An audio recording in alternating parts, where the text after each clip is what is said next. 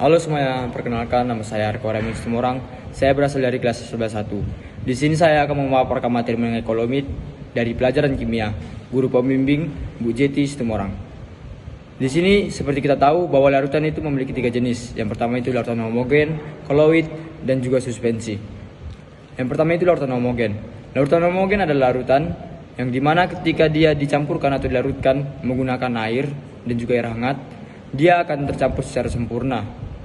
Yang dimana larutan yang bisa dicampur secara sempurna ini seperti gula. Dan yang kedua itu ada yang namanya koloid.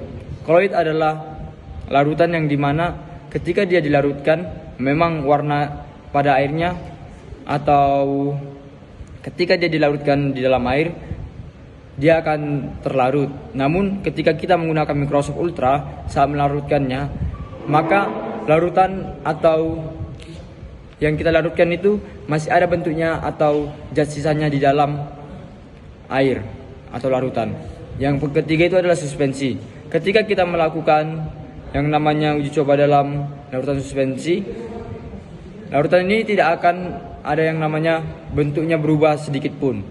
Dan juga larutan kita seperti yang kita tahu memiliki 3 ciri-ciri yang dimana larutan pertama itu larutan sebelum jenuh, larutan saat jenuh, dan larutan setelah jenuh, yaitu titik pengendapan.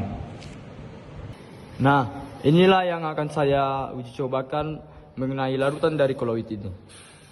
Nah, setelah saya kacau-kacau atau saya aduk, bisa dilihat bahwa larutan homogen tidak ada sedikit pun yang namanya terlihat atau tertampak dalam larutan ini, yaitu larutan dari yaitu gulanya, yang dimana menyatakan bahwa larutan homogen ketika dia dilarutkan menggunakan air sedikit pun tak akan ada nampak yaitu zat gula yang tersisa. Ini yang mengapa disebut dia larutan homogen. Yang kedua saya akan melarutkan larutan gula. Yang kedua saya akan melakukan larutan koloid, yang dimana larutan koloid yang saya gunakan yaitu larutan yaitu susu.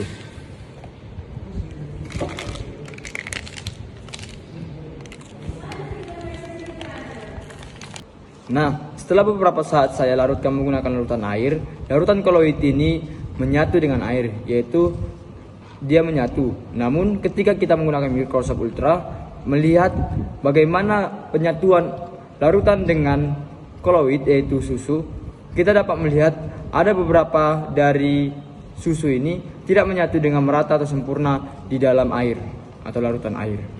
Yang ketiga saya akan melarutkan pasir di dalam air.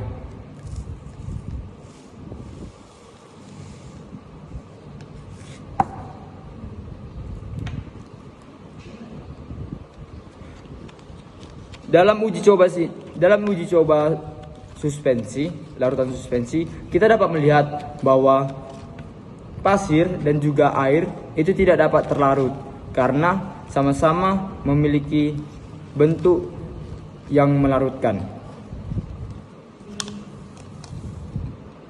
Melalui uji coba dari ketiga larutan ini, yaitu larutan koloid, homogen, dan suspensi, saya bisa mengambil makna atau mengambil pesan yang dimana setiap larutan memiliki fungsi atau caranya masing-masing dalam melarutkan. Jadi semoga teman-teman sekalian dapat juga mengambil makna dari larutan atau uji coba yang saya lakukan pada saat ini. Saya ucapkan terima kasih.